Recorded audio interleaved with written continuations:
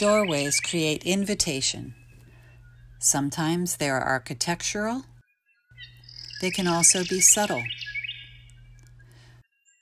Doorways can be layered to insistently beckon you to explore, as with these flower pots repeated in the columns and then again in the distant structure, all inviting you to explore further.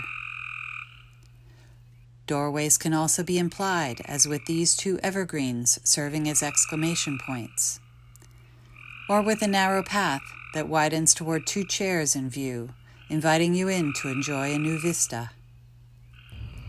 Doorways are useful tools in a garden, large or small, providing a sense of arrival and discovery.